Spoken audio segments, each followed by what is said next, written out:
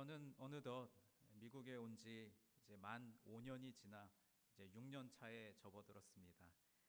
여기 계신 우리 이민 선배님들에 비하면 미천하지만 표현 그대로 어느덧 5년의 시간이 흘렀습니다. 30년을 넘게 한국에서만 살다가 미국에 와서 지내며 가장 먼저 그리고 가장 많이 느낀 것 중에 하나는 우리가 발을 딛고 살아가고 있는 이 땅 미국은, 그리고 그 중에서도 캘리포니아에 있는 이 LA는 참 다양하고 많은 인종과 문화 그리고 사람들이 혼재되어 살아간다는 것을 느꼈습니다. 각자의 그 특징적인 빛을 내면서도 조화를 이루면서 살아가는 모습을 볼 때마다 놀랄 때가 많습니다. 작년 8월쯤이었던 것 같은데 우리 어느 집사님 가정의 초대로 그 할리우드 볼이라는 곳의 그 음악회의에 참석한 적이 있습니다. 정말 그 큰 공연장에 참 많은 사람들이 모여 있었는데 피부색도 다르고 나이와 성별이 다른 많은 사람들이 모여서 시끌벅적하게 그 공연을 기다리다가 이제 공연 시작을 알리는 멘트와 함께 미국의 국가가 연주되자 각자 소란스럽게 떠들던 사람들이 일제히 그 국가를 따라 부르면서 하나가 되는 장관을 보게 되었습니다. 그뿐 아니라 여러분 좋아하시는 스포츠라든지 또는 영화라든지 노래라든지 그런 것들을 이야기하다가 너도 그거 좋아해? 나도 그거 좋아하는데 이러면서 급격하게 가까워지고 공감을 이루는 경험을 우리는 종종 하게 됩니다. 그렇다면 여러분, 오늘 이 자리에 모인 우리들은 어떠합니까? 여기 계신 여러분 모두 이민을 오신 시기도 다르시고 계기와 또 이유도 다양하고 또 미국에 오기 전에 살았던 고향도 다 다릅니다. 이 나라와 이 교회에 오기 전까지 우리 모두는 각자 다양한 과거와 배경들을 가지고 있었는데 이렇게 다양한 사람들이 유니온 교회라는 이름으로 함께 모여서 예배를 드리고 있습니다. 여러분 혹시 우리 교회의 이름을 영어로 써서 한국말로 번역해 보신 적이 있으신가요? 조금 엉뚱한 질문 같죠? 당연히 한글로 쓰면 유니온 교회 이렇게 쓰고 이제 영어로 쓰면 유니온 이반젤리컬 처치라고 쓰는데 이제 저 같은 경우는 행정을 담당하다 보니까 이제 외부에 있는 분들하고 이제 그 행정적인 일로 연락을 할 일들이 있잖아요. 그러면 이제 영어로 쭉 써놓고 아무래도 제가 영어가 미숙하기 때문에 이게 잘 쓰여진 건지를 한번 번역해서 다시 살피고 이런 과정들을 겪습니다. 어느 날이었는데 우연히 이제 우리 교회 이름을 유니온 이반젤리컬 처치 이렇게 썼는데 한국말로 번역된 걸 봤더니 그냥 유니온 교회 이렇게 쓰지 않고 뭐라고 쓰냐면 연합교회 이렇게 표현을 하더라고요. 그냥 구글 번역 자체로만 보면은 그렇다는 것이죠. 지금 우리 유니온 교회 공동체는 참으로 어려운 시간을 통과하고 있습니다. 정들고 익숙했던 자리를 떠나 하나님께서 인도하실 새 땅을 향해 나아가고 있고 그 여정 속에 크고 작은 어려움을 만났습니다. 제가 금요일 오후에 교회 전체 카톡방에 토요 새벽 예배 참석을 권면드리면서 썼던 그 표현 그대로 우리는 그 어느 때보다 함께 기도하는 모습이 필요한 때입니다. 각자 개개인의 기도는 물론이거니와 함께 한 마음으로 모여서 기도하고 이 어려운 과정을 통과해야 할 때라는 말씀입니다. 다시 말해서 우리 교회의 이름 그대로 연합하여 한 마음으로 하나님께서 우리 교회 공동체에게 보여주실 새 땅을 향하여 한 걸음 한 걸음 나아가야 할 때라는 것입니다. 그런 의미에서 오늘 우리에게 주시는 이 에베소서 2장 11절로 22절의 말씀은 우리 교회 공동체에 주시는 분명한 메시지가 있습니다. 저는 그 메시지를 오늘 여러분과 함께 나누기를 원합니다. 먼저 오늘 본문 11절 말씀을 다시 보시겠습니다. 그러므로 생각하라. 너희는 그때에 육체로는 이방인이요 손으로 육체에 행한 할례를 받은 무리라 칭하는 자들로부터 할례를 받지 않은 무리라 칭함을 받는 자들이라. 여러분, 오늘의 말씀의 시작이 어떻게 시작되고 있습니까? 그러므로 어떻게 하라고요? 생각하라. 그런데 이 원어적 표현을 살펴보면 생각도 맞지만 기억하라가 더 원어에 가깝습니다. 그러므로 기억하라. 무엇을 기억하라는 것일까요? 그 뒤에 이어지는 내용을 살펴보면 너희 곧 에베소 교회와 에베소가 속한 소아시아 교회의 성도들의 과거 상태를 기억하라는 말씀입니다. 그리고 이어지는 12절 말씀을 보시면 그때의 너희는 그리스도 밖에 있었고 이스라엘 나라 밖의 사람이라 약속의 언약들에 대하여는 외인이요 세상에서 소망이 없고 하나님도 없는 자이더니 라고 기록하고 있습니다. 여러분 방금 보신 대로 오늘 본문 11절과 12절 말씀에는 공통된 표현이 등장합니다. 먼저 11절에서는 너희는 그때에 라는 표현이 나오고요. 그리고 12절에서도 그때에 너희는, 여기서 이 그때는 바로 예수님을 믿기 전 그때를 말하는 것입니다. 그런데 그 예수님을 믿기 전의 상태에 대해서 12절 말씀은 5가지로 표현을 하고 있는데 하나씩 보시면 첫째로 그리스도 밖에 있었습니다. 그러니까 우리는 예수님을 믿기 전에 그리스도 밖에 있었습니다. 두 번째로 이스라엘 나라 밖의 사람이었습니다.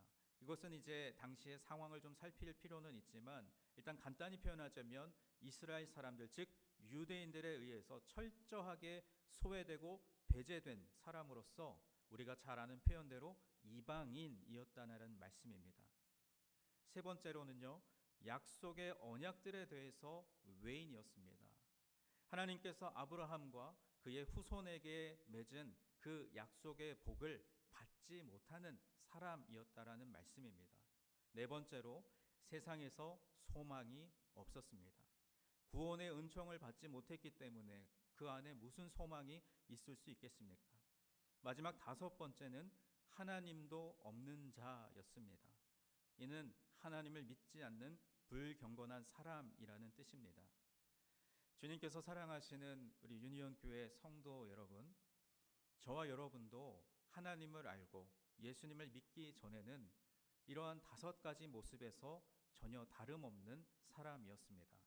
그리스도 밖에 있었고 이방인이었고 외인이었으며 소망이 없었고 하나님도 믿지 않는 불경건한 사람들이었습니다. 결국 11절과 12절에서 사도 바울이 말하는 사람은 1차적으로는 그 당시 에베소와 소아시아에 있는 이방인들이었지만 더 넓게 보자면 하나님을 멀리하며 하나님 아는 것을 원치 않고 세상의 방식대로 죄에 빠져 살았던 사람들 모두를 가리키는 것입니다. 이런 상태에 있었던 사람들에게 하나님의 은혜가 임하여 예수 그리스도를 믿게 하시고 그 믿음으로 말미암아 구원을 받게 하신 줄 믿습니다. 아멘이십니까? 여러분 모두가 그 은혜로 말미암아 구원받고 그리스도 밖에 있었던 사람인데 그리스도 안의 사람으로 되었고 이방인이었으나 이제는 가족이 되었고 세상에 소망이 없었으나 소망을 품게 되었고 약속의 복에서 제외된 사람이었으나 하나님께서 약속하신 그 축복을 누릴 수 있는 자격을 갖게 되었고 하나님 없는 삶을 살았던 사람이었으나 이제는 하나님과 뗄래야 뗄 수 없는 관계를 맺은 사람이 된 줄 믿습니다. 이제는 13절부터 18절까지 이어지는 말씀을 통해 그 과거 11절과 12절에 표현되었던 그 과거와는 완전히 달라진 현재의 상태를 알려주고 있습니다. 먼저 오늘 본문 13절 말씀을 보시겠습니다. 이제는 전에 멀리 있던 너희가 그리스도 예수 안에서 그리스도의 피로 어떻게 되었다고요? 가까워졌느니라. 여기에서 주목해 보아야 할 표현은 멀리 있던 그리고 가까워졌느니라입니다. 그러니까 하나님으로부터 멀리 있었던 이방인들이 그리스도 예수 안에서 그리고 예수 그리스도의 피로 하나님과 가까워지게 되었다는 것입니다. 제가 다음 그림을 하나 보여드릴 텐데요. 이 이미지는 우리가 복음을 전할 때 많이 사용하는 다리 예화입니다. 그림에 보시면 왼쪽 낭떠러지 파란색 낭떠러지에 사람이 서 있고 이제 오른쪽 낭떠러지에는 하나님. 그러니까 이것은 결국 하나님과 우리 인간 사이에 간극, 그 절벽과도 같은 간극이 있었음을 보여줍니다. 그러나 가운데 십자가 모양으로 되어 있는 그 예수님의 십자가 보혈의 공로를 의지하여 하나님과 우리 사이에 그 완전히 단절되었던 관계가 이어지게 된 것입니다. 죄를 미워하시는 하나님과 가까워지게 된 것이 곧 화평을 이루게 된 것입니다. 그런데 여러분 14절 말씀에 와서는요, 화평이 하나님과의 관계에만 그치지 않고 이제 사람들과의 관계로 확장됩니다. 14절 말씀을 우리 다 같이 한번 합독하도록 하겠습니다. 그는 우리의 화평이신지라 둘로 하나를 만드사 원수된 것 곧 중간에 막힌 담을 자기 육체로 허시고. 아멘. 자, 예수님은 이방인들과 유대인들을 하나로 만드셨습니다. 중간에 막힌 담을 자신의 육체로 허셨다는 것은 십자가의 죽음으로 이방인들과 유대인들을 하나로 만드셨다는 것입니다. 과거의 성전은 이제 그림에 보시는 것과 같이 이방인의 뜰과 유대인의 뜰이 구분되어 있었습니다. 높은 담이 쌓여 있어서 이방인들은 유대인의 뜰에 들어갈 수가 없었습니다. 그런데 이제 상황이 완전히 달라진 것입니다. 예수님께서 이방인들과 유대인들을 구분하는 그 중간에 막힌 담을 어떻게 하셨습니까? 허셨습니다. 그런데 어디 이 당시에 이방인들과 유대인들의 담만 허셨겠습니까? 예수님의 피로써 교회는 차별 없이 모두가 하나 되어야 합니다. 원수지간이었던 사람들도 예수 그리스도 안에서 하나가 되어야 합니다.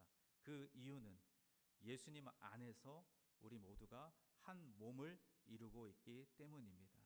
믿으십니까?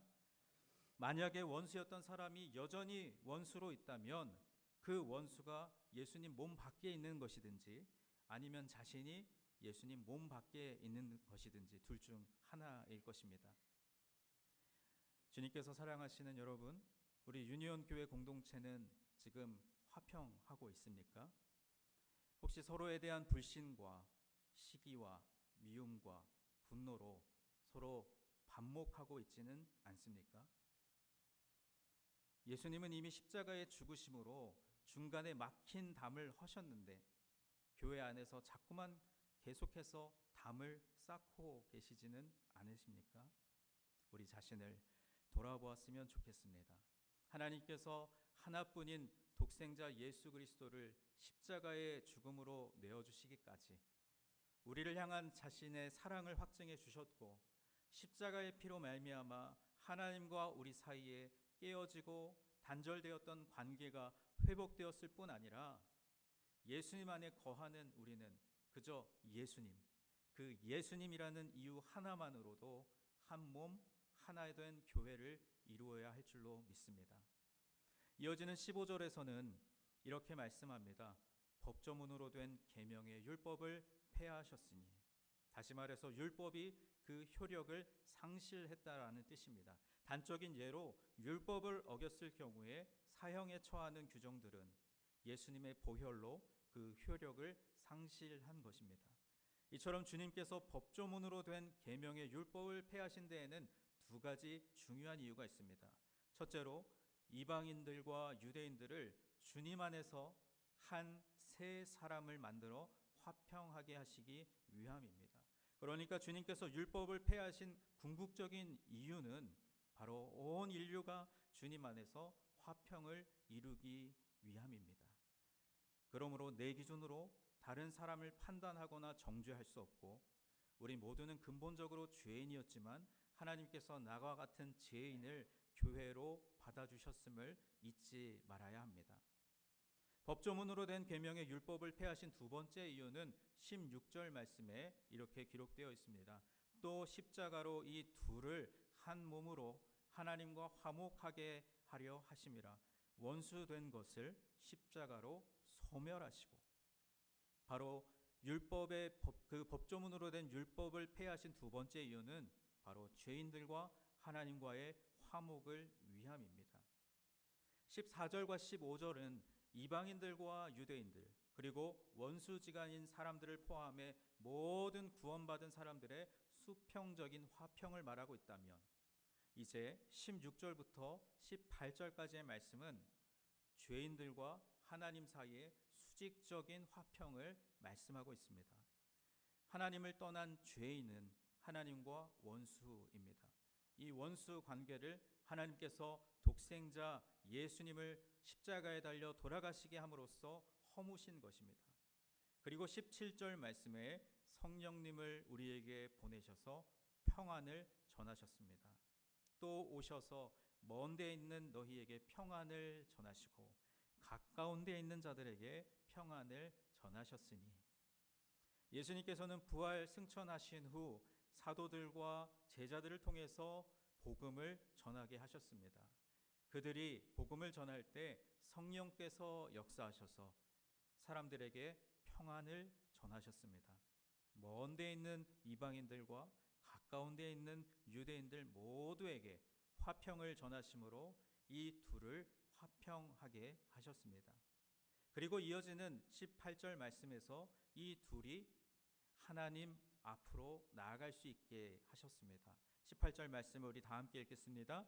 이는 그로 말미암아 우리 둘이 한 성령 안에서 아버지께 나아감을 얻게 하려 하심이라. 아멘. 여러분, 이 말씀은 삼위일체 하나님께서 우리 인간을 구원하시는 과정을 보여주고 있습니다. 죄인된 우리가 성부 하나님께 나아가기 위해서는 성령님의 인도하심과 예수님의 십자가 보혈의 은혜가 있어야 한다는 것입니다.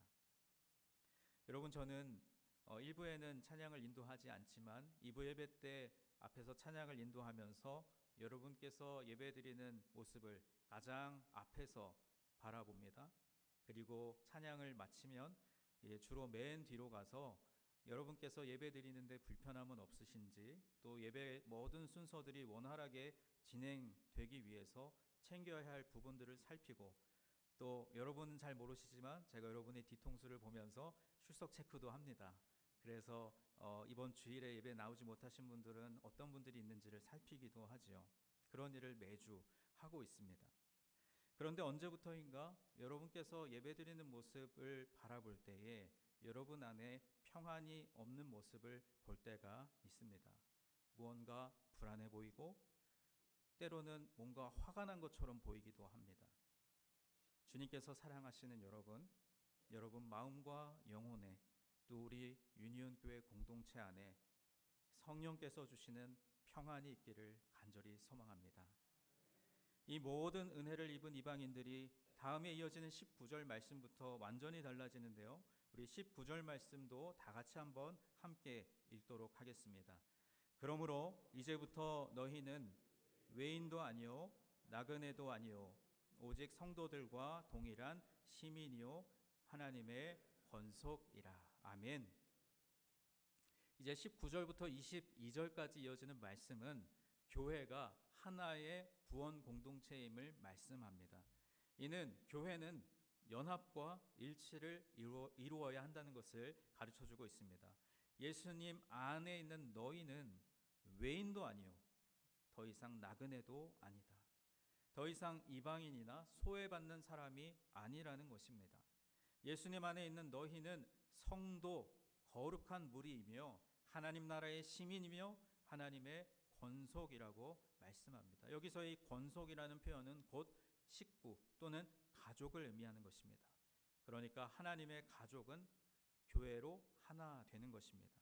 교회 안에 있는 사람은 빈부 귀천, 지위 고하에 상관없이 하나라는 것을 알려주기 위해서 사도 바울은 믿는 자들을 건축물에 비유하며 계속해서 말씀을 이어갑니다. 20절 말씀을 보시면 너희는 사도들과 선지자들의 터 위에 세우심을 입은 자라.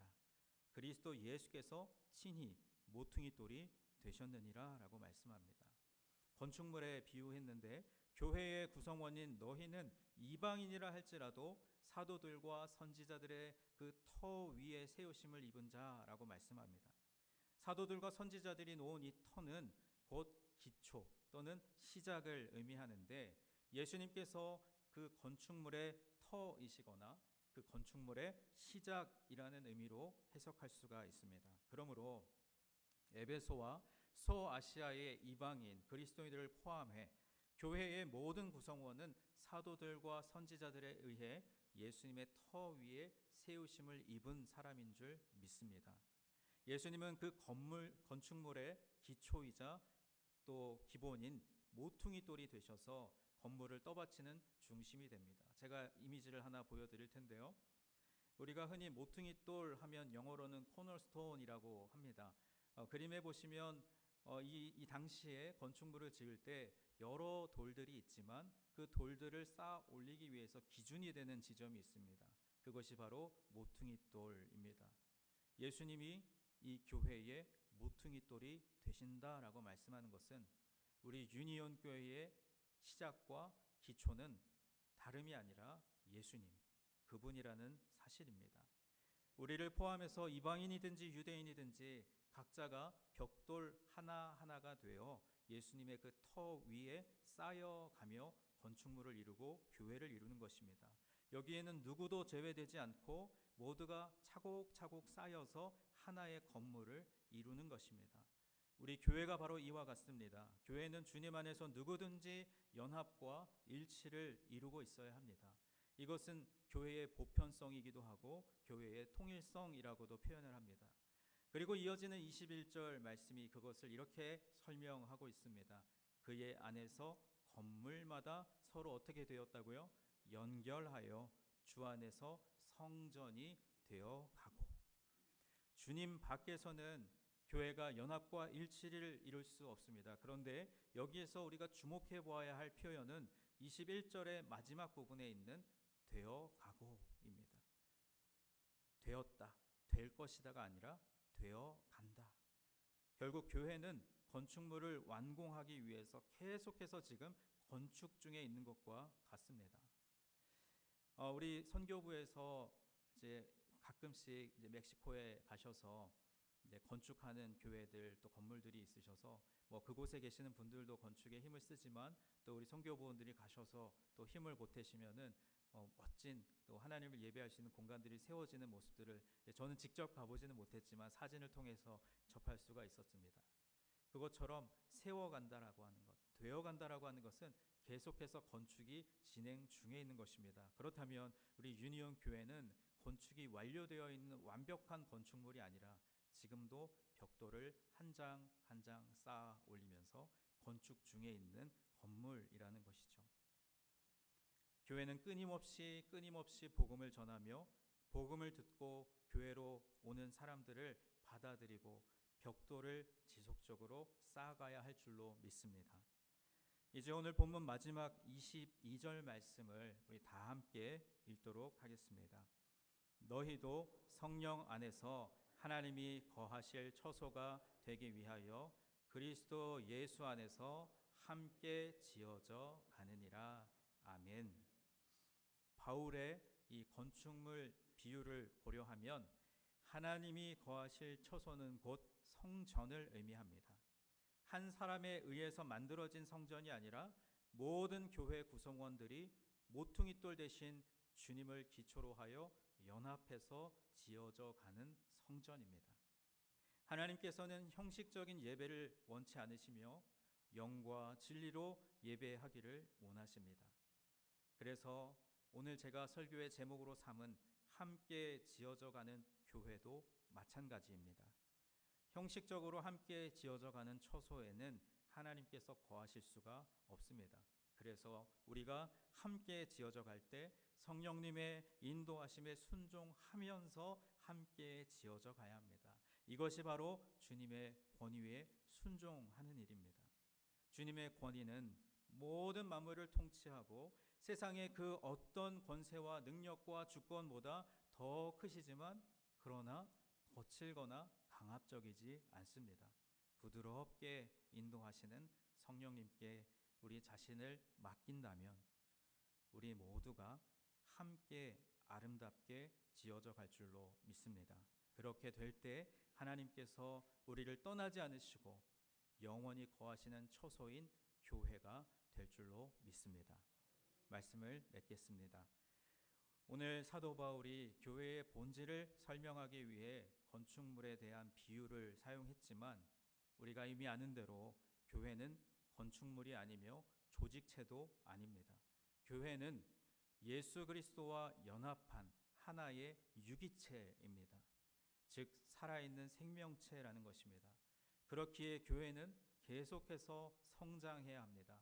만약 성장하지 않는다면 죽은 것과 같습니다. 교회의 성장은 양적 성장만이 아니라 질적 성장인 성숙을 포함하는 것입니다. 그렇다면 우리가 어디까지 성장하고 어디까지 성숙해야 할까요? 바로 예수 그리스도에게까지 자라가야 합니다. 그러므로 교회의 성장은 끝이 없습니다. 주님께서 다시 오실 때까지 우리는 계속 성장해야 합니다. 주님께서는 세상에서 방황하는 사람들을 교회로 부르시고 함께 지어져 가게 하심으로 교회를 성숙시키시고 성장시켜 가십니다. 이렇게 하나님께서는 교회를 통해 온 인류를 통일하기를 원하십니다. 주님께서 사랑하시는 우리 유니온 교회 성도 여러분, 우리 모두는 주님을 믿기 전에 죄로 인해 죽을 수밖에 없는 죄인이었고 그리스도 밖에 있었고 세상에서 소망이 없었고 하나님 없이 살아가던 불경건한 자들이었습니다. 그러나 예수님께서 십자가 위에서 피 흘려 죽으심으로 하나님과 우리 사이에 단절되었던 관계를 이어주는 다리가 되어 주셨습니다. 그 예수님 안에서 우리는 원수와도 같았던 그런 사람들과도 하나의 교회를 이루게 되었고 하나님과도 화목하게 되었습니다. 그 후에 성령께서 우리에게 평안함을 주시며 함께 지어져가는 교회로 세워주신 줄 믿습니다. 여러분, 제가 요즘 여러분 만날 때마다 또 많은 분들이 저에게 가장 많이 하는 말이 목사님 고생 많으시죠? 앞으로 더 수고하셔야 될 텐데 힘내세요. 그러면 예전에는 아유 아닙니다. 별 말씀을요. 당연히 열심히 해야죠. 이렇게 화답을 했었는데 제가 오늘의 이 말씀을 계속 묵상하고 준비하면서 이제 여러분께 드리는 저의 답변은 달라지게 되었습니다. 저는 저로서 저에게 주어진 저의 일에 최선을 다할 것입니다. 그렇다면 장로님도 권사님도 집사님도 우리 성도님도 교회를 위한 여러분의 일을 감당해 주시기 바랍니다. 저 혼자의 수고로는 이 교회의 여정과 어려움의 시간들을 이겨낼 수 없습니다. 저는 자신이 없습니다. 그렇지만 함께 지어져가는 여러분, 함께 기도하는 여러분이 있다면 우리 교회를 향하신 하나님의 그 놀라운 뜻이 온전하게 이루어질 것이라는 믿음의 확신이 분명하게 있습니다. 그렇게 우리는 기초가 되시고 중심이 되시는 모퉁이돌 예수님 곁에서 함께 지어져가는 교회, 그 교회의 한 장의 벽돌로서의 역할을 하는 것입니다. 여러분도 함께 지어져가는 교회의 하나의 벽돌이 되어 주셔서 우리 유니온 교회 공동체를 온전하게 세워가고 지어가는 일에 한 마음으로 힘써 주시기를 주님의 이름으로 간절히 축원합니다.